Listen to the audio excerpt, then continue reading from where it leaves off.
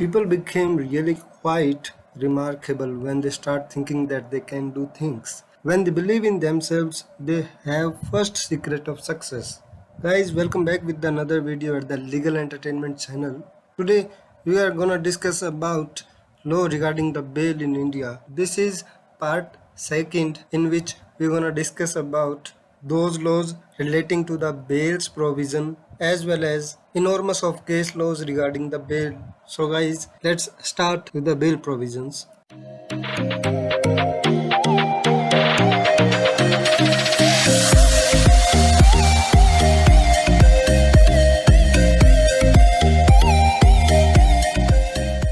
Guys this is part second. इससे पहले मैं एक वीडियो बेल्स प्रोविजन पे बना चुका हूँ, उसका लिंक मैंने डिस्क्रिप्शन में डाला हुआ है, आप जाके वहां से चेकआउट कर सकते हैं। What are the rights of accused after arrest in non bailable offence. Accused अगर नॉन बेलेबल ऑफेंस में अरेस्ट हो जाता है, उसके अरेस्ट होने के बाद में एक्यूज्ड के क्या क्या राइट्स होते हैं। So here is the answer guys. After accused arrested in non-bailable offence, he can file regular bail application under section 437 and 439 of CRPC. First case law is Prahlad Singh Bhati versus NCT Delhi, and second one is State of UP versus Amramani Tripathi. Guys, in these case laws, Supreme Court gave following principles regarding to the factors for grant or refusal of bail, like on what grounds bail can be granted or on what grounds a bail can be refused by the Honorable Court. So, the Honorable Supreme Court gave following principles to be considered while granting or declining a bail, which are as follows. First point is whether there is any prima facie or reasonable ground to believe that accused had committed an offense. Second point is nature and gravity of charge. Charge का meaning है यहाँ पे जिस धारा में accused को गिरफ्तार किया गया है, नॉन बेलेबल ऑफेंस अगर उसने कमिट किया है तो उस ऑफेंस की जो नेचर और ग्रेविटी एग्जामिन करेगा कोर्ट कि उसको बेल दी जानी चाहिए या नहीं दी जानी चाहिए।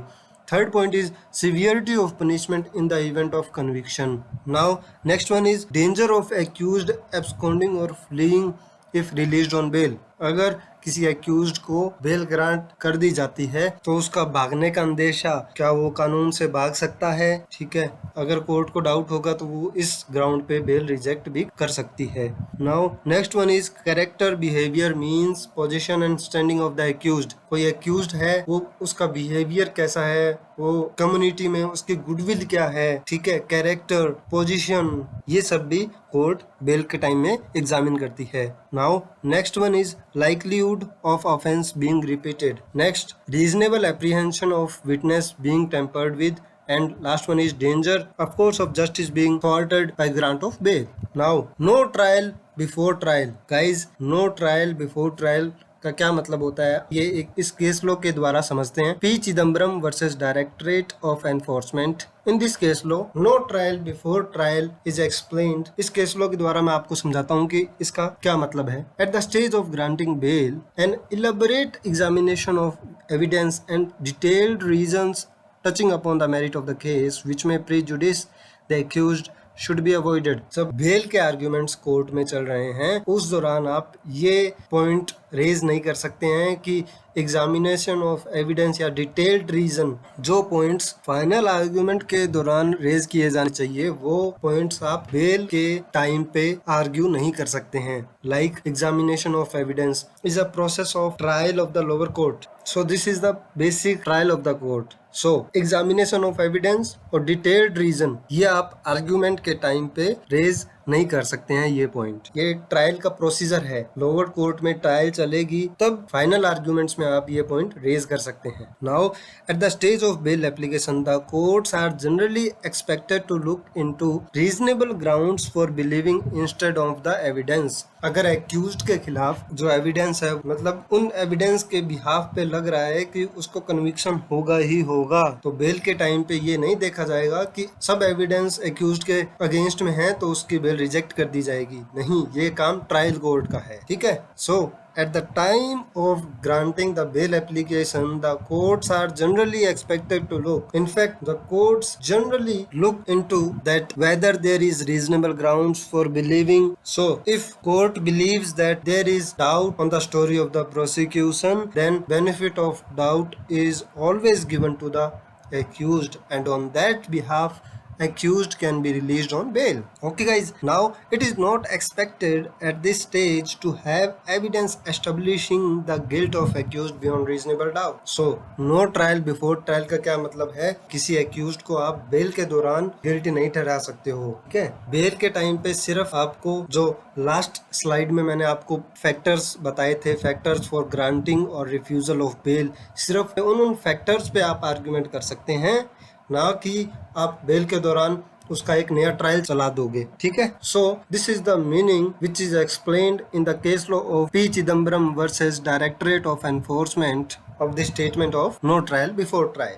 Next one is nature and gravity of offense. Same case law. इस केस लॉ में ये कहा गया था, merely because the accusation relates to grave and heinous crime like one of the grave economic offense, the bail should not be denied if other factors favor the accused. Now economic offense would fall under the category of grave offense. So guys, here is the point, economic offense would fall under the category of grave offense. And now what do you mean by economic offense? Economic offense means form a separate category of criminal offense. So economic offense and criminal offense is separate from each other. Economic offenses not only victimize individuals with pecuniary loss but can also have serious repercussions on the national economy. Economic offenses such as counterfeiting of currency, financial scam, fraud, money laundering. So these are the kinds of economic offense. Now economic offense would fall under the category of grave offense. इसको grave offense माना गया है. And nature of allegation made against the accused is to be considered while granting bail along with the term of sentence prescribed for the alleged offense. ठीक है, bell के जब argument होंगे तो जो एलिगेशन एक्यूज्ड पे लगाया गया है related to the economic offence, उसका नेचर भी देखा जाएगा, कंसीडर किया जाएगा कोर्ट के द्वारा. Therefore in determining whether to grant bail, both seriousness of charge and severity of punishment should be taken into consideration. ठीक है guys, so nature and gravity of offense in case of economic offense would seen by the concerned court on the time of granting bail. Now what after first bail application is dismissed? ऐसे offenses जो कि tribal bye magistrate होते हैं, तो बहुत बार होता है कि लोअर कोर्ट उस बेल को रिजेक्ट कर देता है, फिर हम सेशन कोर्ट में लगाते हैं, सेशन कोर्ट भी उस बेल को रिजेक्ट कर देता है, फिर हम हाई कोर्ट अप्रोच करते हैं. सो जब फर्स्ट टाइम बेल एप्लीकेशन आपकी डिसमिस हो गई, उसके बाद क्या कर सकते हैं आप? If the first bail application is dismissed by the magistrate court or session court, the accused can file challenge dismissal order before session court or high court. That is, accused can challenge the order before the next superior court in the hierarchy. Okay, accused जो है, जो bail application dismiss करी है, उसके order को challenge कर सकता है अपने नेक्स्ट सुपीरियर कोर्ट में. However, if the accused wishes to apply bail before the same court who dismissed the previous bail application, the accused has to show fresh grounds based on the material change of circumstances which persuaded it to take a view different from one taken in the earlier application. अगर accused की इच्छा है कि वो bail application वही same court में जिस court ने वो बेल डिसमिस कर दी थी, उसी कोर्ट में वापस वो बेल एप्लीकेशन लगाना चाहता है, तो एक्यूज्ड को जो ग्राउंड्स पहले वाली बेल एप्लीकेशन में उठाए गए थे उससे डिफरेंट, उससे जो न्यू ग्राउंड्स हैं second bail application means fresh bail application में डालेगा, तभी वो बेल एप्लीकेशन उस कोर्ट में लगा सकता है. Means you have to reexamine the facts and circumstances of the case and you have to take fresh grounds for the subsequent bail application. Now Kalyan Chandra Sarkar versus Rajesh Ranjan. In this case law, court entertaining the subsequent bail application has duty to consider